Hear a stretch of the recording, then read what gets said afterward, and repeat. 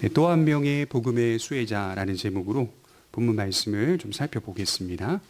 제가 아주 오래전에 읽었던 책 가운데서 정신병인가 귀신 들림인가 라는 책이 있었습니다. 아마 대학교 때 읽었던 기억이 나는 것 같아요. 한 크리스찬 정신과 의사 선생님께서 성경에 기록된 귀신 들린 사람들의 모습과 특징을 연구하여서 귀신 들림과 정신병은 엄연히 다르다는 사실을 이렇게 소개해 주는 책입니다. 어린 시절로 거슬러 올라가 보면 이 교회마다 귀신을 쫓아내는 듯한 사역과 기도들을 많이 본 적이 있습니다. 그래서 신앙생활 오래 해보신 분들은 아시겠지만 1990년대 때는요, 이 교회마다 저마다 외치는 기도 소리 중에 공통적인 내용이 있었죠. 내가 나사렛 예수 그리스도의 이름으로 명하노니. 어떤 목사님은 과격하죠. 내가 나사렛 예수 그리스도의 이름으로 명하노니 이 찢어 죽일 귀신아 떠나가라. 이런 기도의 내용들이 어린 시절에 제가 많이 본 적이 있습니다. 어떤 성도에게 정신적인 문제가 발생을 했는데 쉽게 귀신 들렸다라고 판단하고 그것을 쫓아내는 사역을 하는 것이었습니다. 대체로 지금 제가 생각해 보니까 정신적인 문제들 같았는데 대부분 귀신 들린 것으로 판단하고 있더라는 것이죠.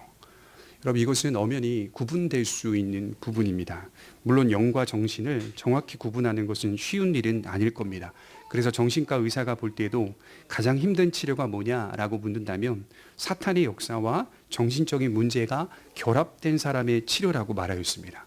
이 두 경우가 결합이 된 사람들이 있더라는 거죠. 이럴 때는 영적인 사역과 동시에 정신적인 치료를 병행해야 한다라고 그 책에서 안내를 하고 있습니다. 그러나 대개 보면 귀신 들림과 정신병은 구별이 된다라고 말씀을 합니다. 그럼 어떻게 구별할 수 있을까요? 간단하게 말해서 귀신 들림은 약에 반응하지 않습니다. 그러나 정신적인 문제는 약에 반응을 하고 호전을 보입니다. 또한 정신적인 문제는 자신이 가지고 있는 한계를 극복하지 못합니다. 그러나 귀신 들림은 어떤 초월적인 힘을 발휘하고 있더라는 것이죠. 마가복음 5장 4절에 보면 예수님께서 거라사 지방에 가셔서 군대 귀신 들린 자를 쫓아내는 장면이 나오는데요. 그때 보게 되면 장면이 이렇게 표현이 되고 있어요. 그 사람을 자주 사람들이 쇠사슬로 묶고 쇠가랑으로 채운다. 그런데 그 사람이 쇠사슬을 끊고 쇠고랑을 부수었다. 자주 그렇게 묶고 또 채우고 했는데 자주 끊고 자꾸 부수어서 아무도 그를 당해낼 수 없느니라 라고 기록이 되고 있습니다. 사람이 가히 보일 수 없는 그런 힘이 아주 연약한 사람에게서도 나타나기도 한다는 것이죠. 또한 귀신 들림은 의지와 상관없이 완전히 지배를 당하는 모습으로 나타납니다.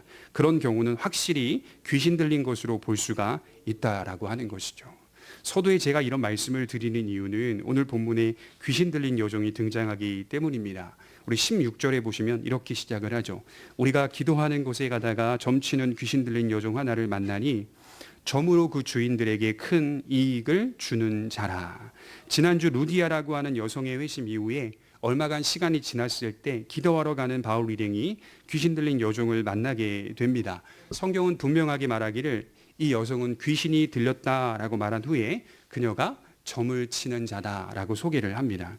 점을 친다는 것은 무슨 뜻일까요? 하나님의 통치 가운데 어느 정도 제한은 받고 있었지만 미래를 점치는 일을 하고 있었다라고 얘기를 하는 것이죠. 귀신 들림은 인간이 할 수 없는 초월적인 어떤 것을 합니다. 그중 하나가 미래에 대한 점을 치는 것이겠죠. 여러분, 무속인들을 연구한 교수님이 계시는데요. 경희대학교 명예교수인 서정번 교수님이 40년 동안 무속인들을 따라다니면서 연구하였습니다. 결론은 뭐냐? 귀신 들려서 정확하게 미래를 점치는 무속인은 단 한 사람도 없었다. 40년 동안 무당만 쫓아다녔던 교수님이 계시더라고요. 찾아보니까 결론은 뭐냐? 단 한 사람도 정확하게 미래를 점치지 못하더라. 무속인들도 말하기를 약 50에서 60% 정도의 정확성만 있다고 합니다. 그래서 정확하게 맞추는 무속인들을 본 적이 없다라고 결론을 내리더라고요. 그런데 오늘 본문에 기록된 이 여종은 그런 성격의 귀신 들린 여종이 아니었습니다. 그녀는 귀신의 역사로 신탁을 말하는 사람이었습니다. 그래서 원문에 보면 신탁이라는 단어가 적혀 있는데요. 정말로 귀신의 역사로 미래의 일들에 대하여 정확하게 맞히는 어떤 역사를 나타내 보이고 있는 여종이었다라고 볼 수가 있겠죠. 어느 정도의 지식을 받아 그 미래를 점치는 여종이었습니다. 그녀가 점을 칠 때에는 자신의 의지의 문제가 아니었던 것처럼 보입니다. 귀신에게 사로잡혀 자신의 의지를 제대로 발휘할 수 없는 어떤 통제의 상태였던 것으로 보여요. 원문에도 계시나 신탁으로 되어 있기 때문에 특별한 능력이라고 말할 수가 있습니다. 아마도 어떤 황홀경에 빠져서 점을 치는 건 아니었을까라는 추측을 해보게 됩니다. 중요한 건 대부분이 정확하게 맞았다라고 하는 것이죠. 많은 사람들이 이 여종의 말을 신뢰했고 그렇기 때문에 큰 돈을 들여서 찾아와 점을 쳤습니다. 그래서 우리 본문의 16절에 보면 큰 이익을 주고 있다라고 기록이 되고 있죠. 그러니까 큰 돈을 벌고 있었다라고 말씀을 하는 내용입니다.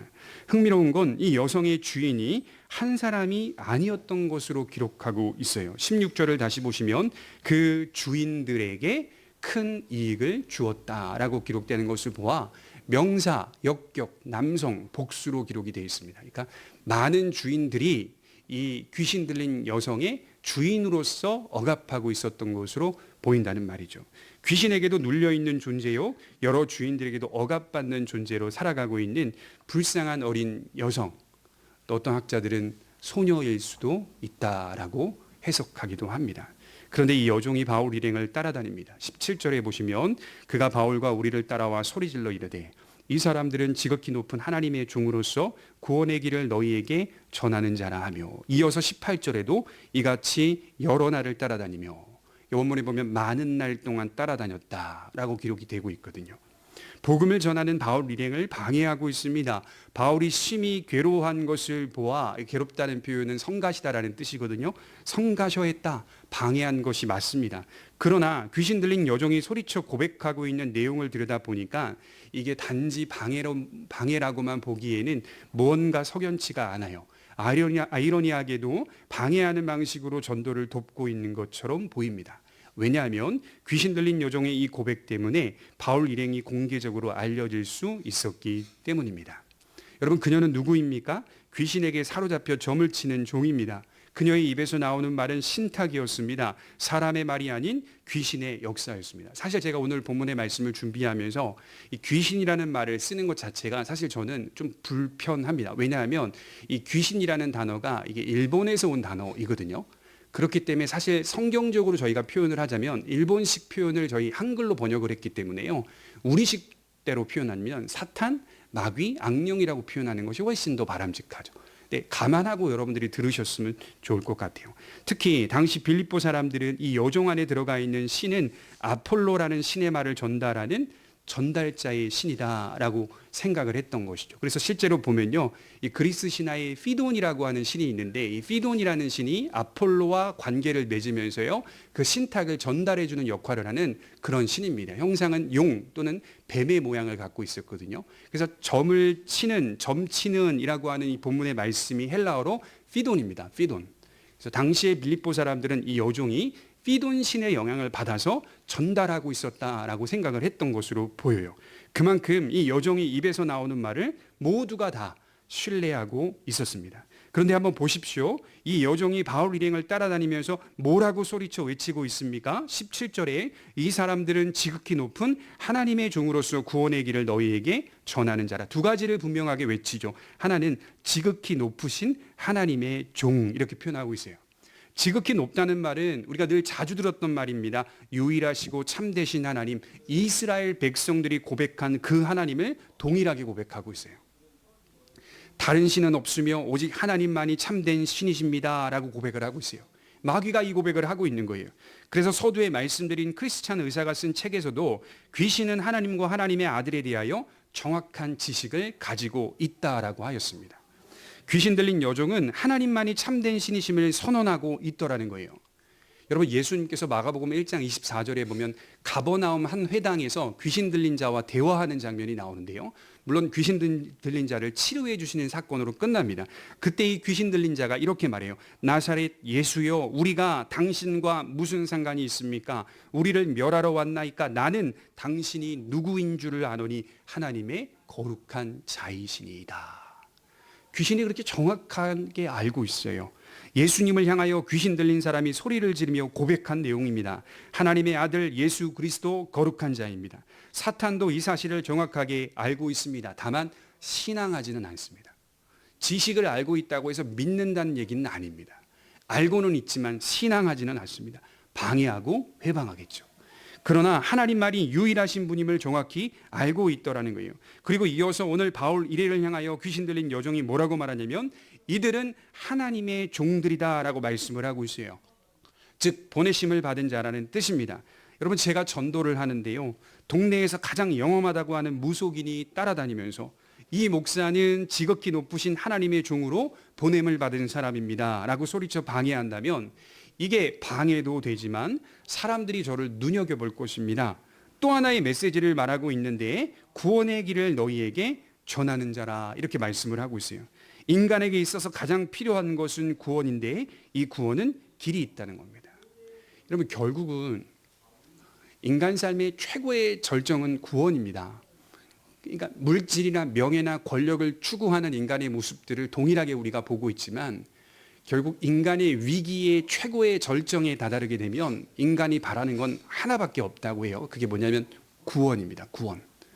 구원해달라는 인식을 믿지 않는 인간들도 다 가지고 있더라는 거예요. 구원받는 길은 정해져 있다는 말입니다. 그 길을 가르쳐주는 사람들이 바로 바울 일행이라고 말씀을 하고 있습니다. 우리 조금만 작게 좀 연락해 주시면. 또한 지극히 높으신 하나님만이 인간을 구원할 수 있다는 말이 되기도 하는 것이죠. 방해하면서도 전도를 돕고 있었습니다. 저는 이 장면을 어떻게 보냐면 하나님의 능력으로 봅니다. 이 여종의 고백이 귀신의 능력만이 아니라 하나님의 능력으로 강요받고 있었다라고 생각을 합니다. 사단이 사단을 제일 높다고 해야지 하나님이 가장 높다고 말합니다. 이 고백을 보니까요, 이런 의문이 드는 거예요. 아니, 사탄은 왜 스스로 분열을 하고 있지? 왜 사탄은 자기가 높다고 해야 맞는데 왜 스스로 이런 고백을 하며 스스로 멸망을 하고 있는 것이지? 이런 질문이 들더라고요. 여러분, 이것은 하나님의 강력한 역사 앞에 복음을 영화롭게 하기 위한 하나님의 능력이라고 우리가 해석할 수가 있는 것이죠. 그래서 귀신의 세력이 있지만 이 세력은 언제나 하나님의 통치 속에 제한을 받고 있어요. 깊으신 뜻에 따라 제한적으로 허용을 받고 있을 뿐입니다. 빌립보는 바울의 사역 가운데 그다지 큰 열매가 없었던 도시였어요. 그러나 이 일로 인하여 주목을 받게 되죠. 그리고 하나님은 귀신 들린 여종을 해방시킵니다. 그래서 우리는 언제나 하나님께서 이루어 가시는 일을 보게 되는 것이죠. 인간의 예측이나 평가나 지혜로 복음이 이루어지는 게 아니라 우리는 충성할 뿐 하나님께서 우리를 통하여 일하신다라고 하는 것을 깨닫게 되는 것이죠. 바울은 정말 그 귀신 들린 여종의 고백처럼 하나님만이 참되시고 유일하신 분이심을 드러내고 있습니다. 18절에 보면 이같이 여러 날을 하는지라 바울이 심히 괴로워하여 돌이켜 그 귀신에게 이르되 예수 그리스도의 이름으로 내가 내게 명하노니 그에게서 나오라 하니 귀신이 즉시 나오니라. 그래서 저는 한편으로 또 생각해 보면 저 어린 여종이 바울을 따라다니며 소리치는 모습은 어찌 보면 스스로의 의지를 사용할 수 없는 처참한 자신의 형편과 상태에 대하여 구원을 갈망하는 여성의 울부짖음이 아니었을까 하는 그런 생각도 해보게 됩니다. 여러 주인들에게 큰 이익을 가져다 주었지만 정작 자신은 고통을 받으며 살고 있는 노예로서 한번 생각해 보십시오. 정작 자신은 억압받고 있는 노예로서 그런 심정은 이루 말할 수 없었을 겁니다. 바울은 예수님의 이름으로 귀신을 쫓아내죠. 정말로 귀신 들린 여종의 외침처럼 주님에게만 능력이 있다는 사실이 나타나고 있어요. 여러분, 귀신의 역사는 초월적입니다. 인간의 눈으로 볼 때에는 이게 대단한 능력이기도 합니다. 왜냐하면 성경이 말하거든요. 귀신의 역사가 있다라고 분명하게 전하거든요. 또한 귀신은, 사탄은 때로는 빛으로 찾아오기도 한다고 말하거든요. 광명의 천사로 가장하나니, 진짜 천사처럼 보이기도 하거든요. 하지만 예수님의 이름 앞에 즉시 굴복하여 떠나가는 이 모습은 하나님과 귀신을, 하나님과 악령을, 하나님과 사탄을 결코 대등하게 볼 수 없다는 사실을 분명하게 말해주고 있습니다. 또한 하나님을 참되게 고백하여 스스로 분열하며 멸망하는 모습은 하나님의 통치 앞에 무릎 꿇을 수밖에 없는 사탄의 무력함을 보게 됩니다. 그래서 우리는 우리 자신으로서는 불가능하지만 예수님을 믿는 믿음으로서는 담대하게 승리할 수 있다라고 성경은 말씀을 하는 거죠. 우리가 잘 아는 말씀 중에 마가복음 16장 17절에 믿는 자들에게는 이런 표적이 따르니 곧 저희가 내 이름으로 귀신을 쫓아내며. 여러분, 저는 아시다시피 은사주의자나 신비주의자에 속하는 목사가 전혀 아닙니다. 그러나 이 말씀이 분명하게 믿어지는 사람입니다.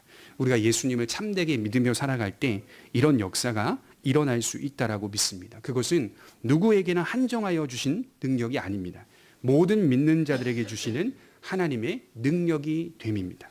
우리가 가지고 있는 예수님의 생명이 이처럼 크고 위대하다는 사실을 잊어서는 안 되는 거예요. 다만 우리가 조심해야 될 게 뭘까요? 귀신을 쫓아내는 것 자체가 기독교 신앙의 전부가 아니라는 점을 명심하셔야 돼요. 귀신 쫓아내고 병 고치는 것이 기독교 신앙의 전부가 아니라는 것을 명심해야 돼요. 그것은 따라오는 겁니다. 복음을 믿으며 살아올 때 따라오는 겁니다. 믿음을 가지고 살아가다 보면 믿는 자들에게 따라오는 증거로서 나타납니다. 표적이란 무슨 뜻입니까? 예수님이 참되다는 사실을 나타내는 하나의 증거일 뿐이라는 거예요. 바울은 그 사실을 오늘 증명하고 있습니다. 우리가 잘 아는 말씀 중에서 또 저희가 정말 좋아하는 말씀 중에서 누가복음 10장 20절에 보면 그러나 귀신들이 너희에게 항복하는 것으로 기뻐하지 말고, 그 다음에 뭐가 나오죠?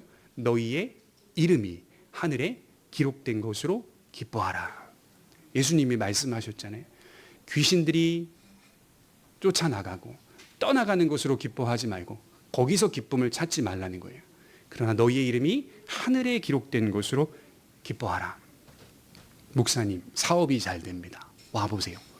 제 사업장 와보세요. 목사님, 제가 원래 그런 자격이 있는 사람이 아닌데 명예직을 받았습니다. 이렇게 명예롭게 살고 있습니다. 목사님, 제가 이렇게 권력의 자리에서 권력을 휘두르고 있습니다. 이건 다 하나님의 은혜입니다. 정말 큰 기쁨입니다. 그때 목회자나 함께 있는 성숙한 성도는 말해줄 수가 있어야 돼요. 물질이나 명예나 권세로 인하여 기뻐하지 말고 너의 이름이 하늘에 기록된 것으로 기뻐하라. 그건 다 부수적인 것이고 지나가는 것이며 썩어질 것들이다 라고 하는 사실을 이야기해 줄 수 있어야 하는 것이죠. 복음은 향유라는 말이 있습니다. 이 향유가 뭐냐면 누리어 가지다라는 뜻입니다. 복음은 우리 속에 누리어 가지는 것으로 나타나야 되지 우리가 외부적인 어떤 것을 가지고 취하여서 그것을 나타내는 게 복음이 아닙니다. 우리 영혼 속에 향유되는 것이 복음입니다. 우리가 진정 기뻐해야 할 것은 귀신들이 항복하는 게 아닙니다. 우리의 이름이 하나님의 나라에 기록된 것으로 기뻐해야 돼요. 그것이 성도의 본질이고 성도가 걸어가야 할 길입니다. 그래서 지금 귀신 들린 여종의 고백을 들여다보면 유대인이든 이방인이든 모든 사람들이 구원의 필요성을 인식하고 있다는 말을 하고 있는 거예요. 비참한 상황, 고통스러운 상태를 인식하며 영혼이 구원을 바라고 있다고 분명하게 이야기해 주고 있습니다. 구원을 이야기하고 있어요. 자, 빌립보 도시에 기쁜 일이 일어났습니다. 귀신 들린 여종이 예수님의 이름으로 해방되었어요. 이게 얼마나 기쁜 일입니까? 그러나 여종의 입장에서는 환영할 만한 일이었으나 여종을 통하여 돈을 버는 사람들의 입장을 한번 생각해 보십시오. 받아들일 수가 없는 일이었어요. 억눌려 있는 귀신 들린 여종의 입장에서는 환영할 만한 일이었지만 그 여종을 통하여 큰 수익을 벌어들이는 주인들의 입장에서는 받아들일 수가 없는 일이었고, 본문을 자세히 읽어보면 순식간에 미움과 분노가 촉발됩니다. 나아가 이런 일들이 자신들에게도 확대되지 않을까 해서인지 빌립보 도시 전체 사람들 역시 기뻐하기보다는 바울의 일행을 미워하는 것으로 나아가고 있습니다. 19절에 보시면 여종의 주인들은 자기 수익의 소망이 끊어진 것을 보고 바울과 실라를 붙잡아 장터로 관리들에게 끌어갔다가, 여종의 주인들은 자기 수익의 소망이 끊어진 것을 보고 바울과 실라를 불법적으로 붙잡아 장터에 있는 관리들에게 끌고 갑니다. 로마 시대를 보면요, 로마 시대에는 각 도시마다 시장, 아고라라고 하는 시장이 있는데 그 시장에는 우뚝 선 자리가 하나 있는데 그걸 베마라고 합니다. 헬라어로 상석이라는 자리가 있는데 그 자리는 집정관 또는 관리들이 그 자리에 앉아서 작게는 크게는 어떤 일들이 일어났을 때, 사고나 사건이 생겼을 때 절차를 통하여 진행하고 판결하는 일을 하는 시장 속의 재판석이 존재하고 있었다라고 합니다. 바울을 지금 바울을 붙잡아가지고 시장으로 끌고 간 거예요. 그리고 베마에 집정관을 앉혀놓고 즉각적으로 처벌을 받게 하고 있습니다. 그런데 오늘 보면 건전한 절차가 전혀 없어요. 보시면 그냥 후드려 팹니다. 옷을 다 벗겨요. 본문에 보면 다 벗겨요, 옷을. 그리고 막 후드려 팹니다. 여러분, 이 사건이 얼마나 바울에게 크게 인상이 깊었는지 데살로니가전서 2장 2절에 보면 바울이 후드려 맞았다라고 회상하면서 기록하고 있는 내용이 나와요. 얼마나 많이 맞았는지. 그러나 많은 싸움 중에도 복음의 은혜로 말미암아 넉넉히 이겼다. 이렇게 말씀을 하고 있습니다.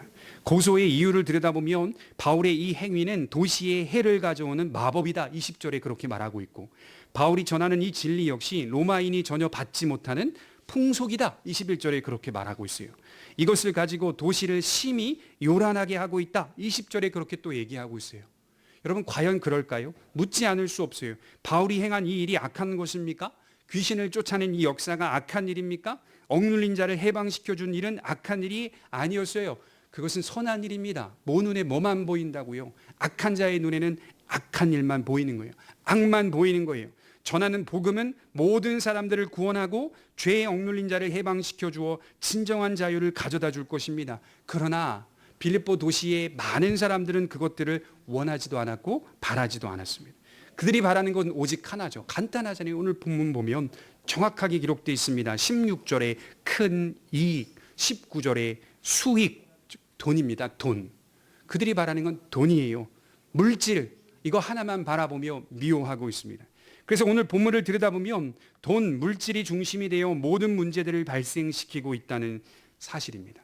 그러면 이들에게 돈이란 어떤 의미가 있는 걸까? 이렇게 생각을 해봤어요. 귀신으로부터 억눌린 여성의 존엄성과 복지는 말할 것도 없고, 이들에게 돈은 구원보다 중요한 주제였습니다. 돈은 이들에게 구원받는 것보다 중요했어요. 사람들의 요점을 깊이 들여다보면 금전적인 이익이 은혜를 받는 일보다 중요하다고 여기고 있습니다. 금전적인 이익이 하나님의 은혜를 받는 일보다 중요하다. 여러분, 우리 디모데전서 6장 10절 한번 찾아보겠습니다. 이런 건 천천히 좀 같이 읽어야 돼요. 디모데전서 6장 10절입니다. 늘 흔들릴 때마다 여러분 이 말씀을 늘 암기하고 읽으셔야 돼요. 디모데전서 6장 10절입니다.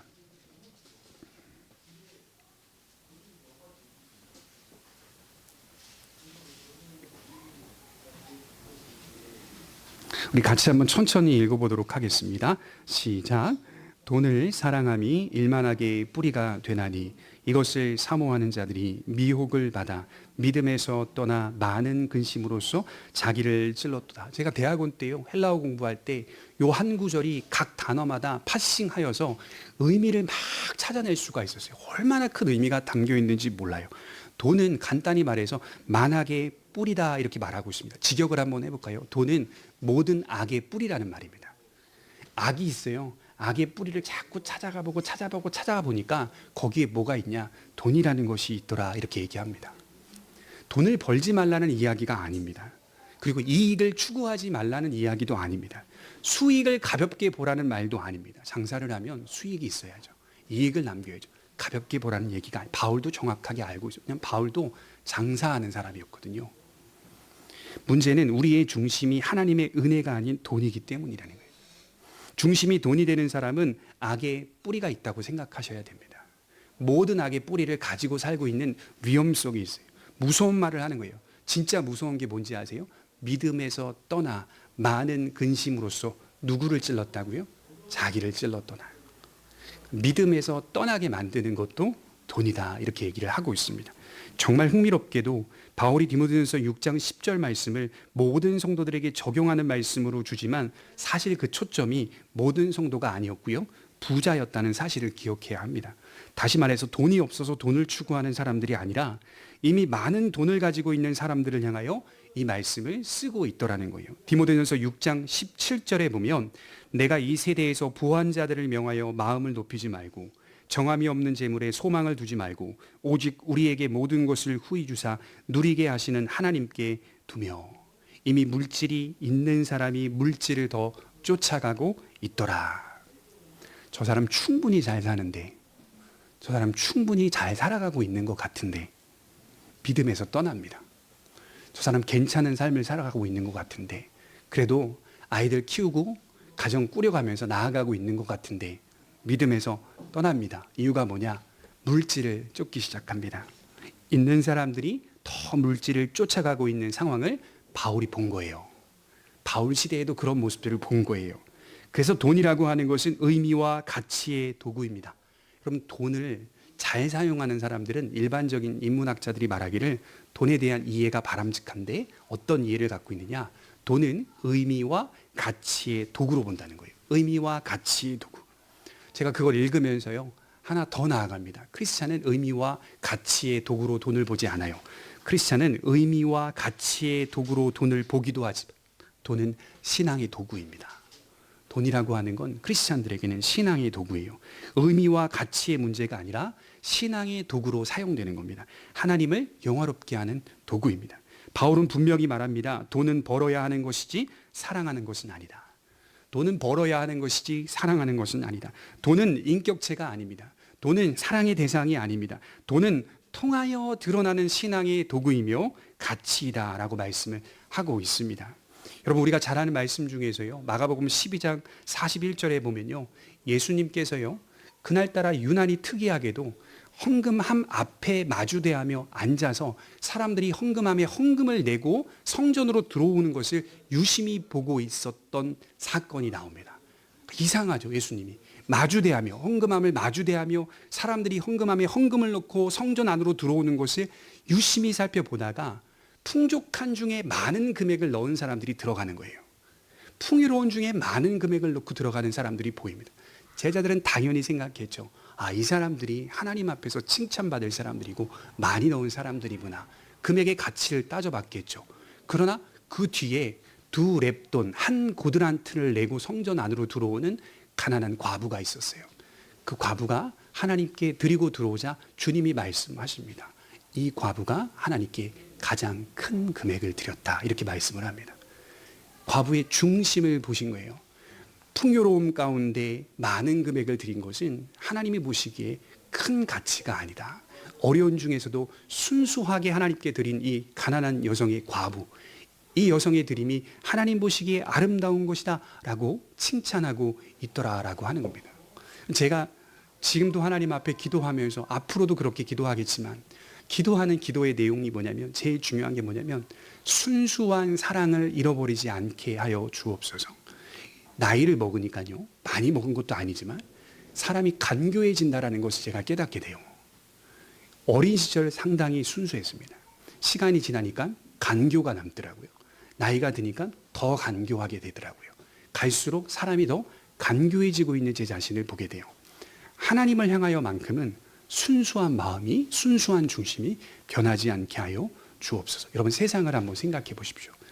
돈으로 정의되는 세상의 이야기입니다. 실제로 보면 그 경제학자 중에 홍춘욱 박사님이 쓴 돈의 기원이라는 돈의 역사라는 책이 있거든요. 그 책에 보면 큰 사건들, 역사 속에 나타나는 큰 사건들 속에 항상 그 사건들 속의 중심마다 뭐가 있었냐? 돈이 있었다. 이렇게 얘기하고 있는 책입니다. 전쟁에서 어떻게 승리할 수 있는지 아세요? 무기가 세야지. 아닙니다. 돈이 많으면 승리할 수 있다라고 얘기해요. 길게 전쟁을 치러야 되니까 가장 경제력이 강한 나라가 승리할 수밖에 없다라고 얘기합니다. 정치, 경제, 사회 모든 분야에 다 그 중심에 뭐가 있냐? 물질이라고 있는 것이 있다. 그래서 우리가 늘 듣는 게 물질 만능주의라고 하는 것을 듣는 것이죠. 세상은 돈으로 정의되는 모습입니다. 뭐든지 돈으로 모든 이야기가 흘러갑니다. 그러나 그리스도인들은 과부의 2렙돈, 1고드란트를 생각해 보셔야 돼요. 여러분, 그 가치가 얼마인지 아세요? 남성의 로마 목욕탕 1회 입용료입니다. 목욕탕 들어갈 때는 돈이 1고드란트였다고요. 한 번 들어가는데 가장 큰 금액을 냈다라고 예수님이 칭찬하고 계세요. 그녀의 마음이 그렇다는 거예요. 뭐든지 돈으로 이야기가 흘러갑니다. 아브라함 시대에도 그랬고 현대 사회에도 그랬습니다. 하나님의 백성들이 받은 복 중에 복은 뭘까요? 돈이 아닙니다. 영혼이었어요. 영혼. 돈은 성도의 삶에 하나님 나라를 그려주는 펜과 같은 역할을 하는 거예요. 그것을 가지고 그들은 신실하게 믿음을 지키며 사용하고 있더라라고 하는 것이 성경 속에 기록된 다 내용들입니다. 디모데전서 6장 18절에 부자에 대한 경고를 한 후에 바울이 이렇게 이어가고 있어요. 선한 일을 행하고 선한 사업에 부하고 나눠주기를 좋아하며 너그러운 자가 되게 하라. 너희 부자들아, 경고하겠는데 선한 일을 행하고 선한 사업에 부하고 나눠주기를 좋아하며 너그러운 자가 되게 하라. 믿는 자들에게도 물질적인 부요함이 있을 수 있다라고 하는 것을 바울이 얘기합니다. 어떤 성도에게 엄청난 부가 쏟아질 수가 있습니다. 하나님이 주신 축복이겠죠. 풍요로움이겠죠. 지난주 살펴보았던 루디아의 가정을 보십시오. 부요했습니다. 너무나 부요했어요. 두아디라 출신 루디아는 두아디라에도 집이 있었고 빌립보에도 집이 있었어요. 그리고 그 안에 많은 식솔들이 있었다라고 성경은 말하고 있어요. 루디아는 여성이었지만 귀한 자주색 옷감 장사로 큰 돈을 벌었습니다. 그리고 빌립보 교회가 시작이 되는 것이죠. 그녀는 하나님께로부터 받은 은혜를 바르게 사용합니다. 그리고 하나님은 또 복을 부어 주십니다. 그녀의 관심사는 돈이 아니라 믿음이었다라고 기록하고 있어요. 예수를 만나기 전에는 무엇입니까? 돈이 맞아요. 그러나 예수를 만나고 난 이후에, 믿고 난 이후에는 모든 관점이 바뀌었는데 영혼이었습니다. 영혼. 이것이 물질을 사랑하지 않는 자세와 태도를 말하고 있어요. 모든 일에 이 규칙이 적용돼야 맞습니다. 영혼을 잃어버리면 아무 의미가 없습니다. 아무 소용이 없습니다. 마가복음 5장 1절에 보시면 우리 주님이 거라사 지방에 가셔서 군대 귀신 들린 자를 고치실 때 이 귀신이 어떻게 떠나가냐면 2,000마리의 돼지떼로 들어가서 바다에 들어간 몰살을 당하여, 그 일이 일어나자 동네 사람들의 흥미로운 모습이 보이는데요. 그 거라사 지방은 축사로 생계를 이어가는 지방이었어요. 그때 동네 사람들이 막 찾아와요. 마가복음 5장 16절에 이에 귀신 들렸던 자가 당한 것과 돼지의 일을 본 자들이 그들에게 알림해 그들이 예수께 그 지방에서 떠나시기를 간구하더라. 귀신이 떠나갔어요. 아, 주님만이 우리의 구원자시구나. 주님께 찾아와 주님의 은혜를 구해야 마땅할 터인데 그들이 모여 대표자들이 찾아와 말하기를 이 지방에서 나가라. 이 지방에서 나가라. 이게 무슨 말이냐면요. 손실을 생각한 겁니다. 손실. 돼지가 죽는 걸 보니까 축산업으로 발달된 거라사 지방의 사람들이 이 일이 혹시 우리의 축사에도 발생할까봐 손실을 생각한 겁니다. 나가라. 주님, 이 지방에서 나가주세요. 귀신 들린 한 사람을 고치실 때 2,000마리의 돼지가 몰살당했어요. 혹시나 자신들의 축사에도 이런 손실이 발생될까봐 떠나달라는 거예요. 예수님 때문에 내 생계가 위태로울까봐, 우리 돼지들도 몰살당할까봐 그 지방에 있는 축협에서 주님께 떠나라고 말하는 겁니다. 여러분 분명하게 고백하셔야 돼요. 우리가 주님을 위하여 살아가면 주님이 우리의 생계를 책임져 주십니다. 이건 확실한 겁니다. 우리가 주님을 위하여 살았기 때문에 내 생계가 잃어버려지는 게 아닙니다. 그건 우리의 불안에서 나오는 겁니다. 우리가 주님을 위하여 살고 주님을 붙잡고 살아가면 생계가 위협받지 않습니다. 오늘 똑같습니다. 빌립보 도시는 많은 상업들이 신들과 관련된 상업이었어요. 많은 상업들이 이 신에 관련된 사업들이었다고 짐작이 가죠. 바울 일행들이 이렇게 귀신 들린 자를 쫓아내게 되면, 자꾸 여기 동네 가고 이 동네 가서 귀신 쫓아내게 되면 이 사업하는 사람들은 어쩌란 말이에요. 생계가 잃어버려지거든요. 신들과 관련된 상업을 하고 있는 빌립보 상인들의 입장에서는 이게 생계가 달린 문제였다고요. 이를 위험에 처하지 않을까 하여 분노하기 시작합니다. 어디서 인가되지 않은 예수라는 신을 가지고 와서 도시를 소란스럽게 만드느냐? 바로 이 대목이에요. 지금도 이 과학만능주의 시대 때 일본에 갔더니 일본에 이 신에 대한 그 제품을 파는, 상품을 파는 가게들이 정말 많더라고요. 그냥 도시마다 정말 많더라고요. 그걸로 사업을 이어가고 있는 거예요. 워낙에 일본이 신이 많은 그런 나라잖아요. 그 신이 많은 나라에 바울이 들어가서 귀신을 쫓아낼 때 그 신사업하는 사람들은 어떻게 생각하겠어요? 이거 다 쫓아내면 우리 어쩌란 말인가? 분노하지 않겠습니까? 그래서 저는 본문을 준비하면서 이 탐욕이라고 하는 것이 귀신의 세력이 가장 잘 나타나는 주제라고 생각했습니다. 사탄의 세력이 가장 강하게 역사하는 주제가 무엇인지 아십니까? 탐욕입니다. 탐욕. 돈만이 아니에요. 탐욕, 물질, 명예, 권세, 그 외에 다른 모든 것들을 취하고자 하는 모든 탐욕들. 그래서 야고보가 욕심이 잉태한즉 죄를 낳고 죄가 장성한즉 사망을 낳느니라. 야고보서 1장 15절에 그렇게 말하는 거예요. 현대인들은 눈에 보이는 것만을 믿습니다. 귀신이 어디 있어? 사탄이 어디 있어? 그러나 성경은 분명히 말합니다. 눈에 보이지 않는 사탄의 세력도 있는데 이 세력이 가장 왕성하게 드러나는 주제가 뭐냐? 탐욕이다, 이렇게 말씀을 하고 있어요. 제가 중학교, 고등학교 때 재밌게 봤던 소설이 있는데요. 저희 형님이 소설을 좋아하셔서 사와가지고 저도 이제 어깨너머로 읽게 됐는데 그 소설 제목이 퇴마록입니다. 퇴마록. 이우혁 작가가 쓴 퇴마록이라는 소설입니다. 읽어보신 분들 많을 거예요. 왜냐하면 1000만 부 이상이 팔린 베스트셀러입니다. 그러니까 아마도 소설로 치면 성경 다음으로 잘 팔린 책 이렇게 볼 수도 있겠죠. 엄청 재밌습니다. 내용이. 근데 그 소설책이요, 얼마 전에 이 극장에서 애니메이션으로 개봉을 했어요. 퇴마록이.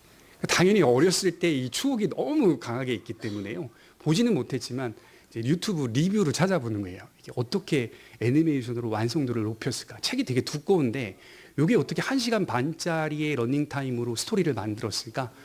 그 리뷰인데 재밌더라고요. 엄청 재밌더라고요. 근데 그 책의 핵심적인 내용이 뭔지 아십니까? 사람이 사탄이 되어가는데, 나중에는 사람이 사탄이 되거든요. 사람이 사탄이 되어가는데 그 중심에 뭐가 있냐면 탐욕이 있습니다. 탐욕. 사탄이 귀신이 되어가는데 그 중심에 탐욕이 있더라. 그 얘기를 하고 있는 내용입니다. 사단의 세력은 우리가 원하고 바라는 탐욕을 이용합니다. 성도는 여기에 미혹을 받지 않아야 돼요. 예수님 말씀하셨죠. 롯의 철을 기억하라. 뭘 기억하라는 거예요? 뒤를 돌아보았다. 이거 기억하라는 거예요. 하나님께서 소돔에서 구원하고자 건지셨어요. 이건 거의 구원받은 겁니다. 우리 오후에 살폈잖아요. 거의 구원받았으나 구원을 잃어버리는 사람, 거의 구원받았으나 나중에 멸망하는 사람, 누구처럼? 롯의 처와 같이 뒤를 돌아봄으로 무엇이 되었습니까? 소금 기둥이 되었다라고 말씀을 합니다. 우리에게 그런 마음이 없을까요? 전하고 있는 목사는 쉬운 마음으로 중심으로 여러분들에게 전하는 걸까요? 아닙니다. 목사님들도 똑같은 인간들입니다. 모였다 하면 탐욕스러운 말들을 많이 하기도 합니다. 똑같습니다. 영적인 싸움은 누구나 똑같습니다. 거기 그 자리에 누가 있기 때문에, 죄의 영향을 받고 있는 인간이 있기 때문에 똑같습니다. 그 안에서 얼마나 주님을 순수하게 사랑하느냐에 따라 이겨낼 수 있습니다. 돈은 탐욕이라는 주제로 사단이 제일 많이 이용하는 도구일 수도 있지만, 돈은, 물질은 거룩하게 사용되어지는 주제일 수도 있습니다. 하나님의 사람이 하나님의 사람으로서 바로 섰을 때 흔들리지 아니하고 물질을 통하여 하나님의 영광을 드러낼 수 있는 도구이기도 합니다. 뒤를 돌아보고 싶은 마음은 성도에게도 있습니다. 그러나 우리는 하나님께서 주신 모든 복들을 가지고 하나님의 나라의 성격을 그려내는 그런 삶을 살아야 하는 것이죠. 모든 사람들이 그려내는 그런 그림이 아닙니다. 세상 사람들을 다 연구해 보면 그림이 다 똑같을 것 같아요. 제가 가만히 생각해 보니까 세상 사람들이 그려내는 인생의 그림을 보면 다 그림이 똑같을 것 같아요. 그러나 진리의 펜은, 진리의 사람은 진리의 나라를 그리는 용도로 인생을 살아가고 있습니다. 믿음은 이미지라고 말하는 신학자도 있어요. 저와 여러분들은 지금도 믿음이라는 그림을 그리고 있는 중입니다. 그것은 인격적인 변화를 경험한 자만이 할 수 있는 일입니다. 요즘은 이제 미술 치료 공부하는 사람들이 많거든요.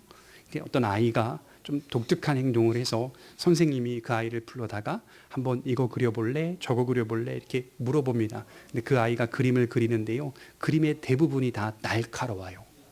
그리고 그림들이 싸나워요. 동물을 그려도 동물의 표정들이 싸나워요. 해를 그려도 해가 동그랗지가 않아요. 해가 막 세모, 네모의 해를 그려요. 군데군데 날카로워요. 이게 100% 맞는 얘기는 아닙니다. 미술치료 전문가가 참고하는 겁니다. 이 아이의 마음 상태가 어떤지를 참고하는 겁니다. 정상적인 가정 속에서 은혜를 받고 사랑을 경험하며 자랐던 아이가 그리는 그림들은 다 부드러워요. 그리고 그림의 모습들이 따뜻해요. 이런 것들을 통하여 참고하는 겁니다. 저는 이제 그런 생각을 해요. 세상에 있는 모든 사람들이, 주님을 모르는 모든 사람들이 그리는 그림은 다 이와 같이 비정상적인 그림일 거다. 비슷한 것 같아 보여도 날카롭고 싸나울 것이다. 이겨야 된다라고 말할 것이다. 얼마나 슬픕니까? 트럼프와 젤렌스키가 회담을 하는데 서로 언쟁을 사는데요, 언쟁의 내용이 그냥 제 마음은 젤렌스키 편에 들어줘야 맞다고 생각하는데, 강한 자가 그 약한 자 앞에 아무 말도 할 수 없게끔 만드는 걸 보니까 가슴이 너무 아프더라고요. 그게 이 세상의 그림입니다. 변하지 않는 원칙과 기준 아니겠어요? 그런 모습으로 세상이 그려가고 있을 때 우리 믿음의 사람들이 성령 안에서 우리가 하나님의 나라의 그림의 모습들을 그려내고 그 안에서 세상의 많은 사람들에게 이런 그림도 있다라고 하는 사실을 나타내 줄 때 하나님이 영광을 받는 것이죠. 루디아가 그랬고 귀신 들린 여종이 그랬으며 이어 나오는 간수장의 가족들이 그리하였습니다. 모두를 위한 복음이기 때문에 나라와 민족과 신분과 계급을 막론하고 하나의 역사를 이루게 됩니다. 영혼의 구원과 인격의 변화입니다. 영혼 구원과 인격의 변화입니다. 그것이 우리를 택하시고 찾으시는 하나님의 목적입니다. 여러분, 이런 말이 있더라고요. 들어보세요. 기독교는 우리의 삶이 하나님의 은혜 앞에서 기쁨을 누릴 것과 타락하지 않고 용기 있게 살아갈 것을 주장한다. 기독교는 하나님의 은혜 앞에서 기쁨을 누릴 것과 타락하지 않고 용기 있게 살아갈 것을 주장한다. 매일매일 우리의 삶 가운데 이것을 주장하고 있습니다. 이런 중심이 있으시기를 주님의 이름으로 축원합니다. 기도하겠습니다.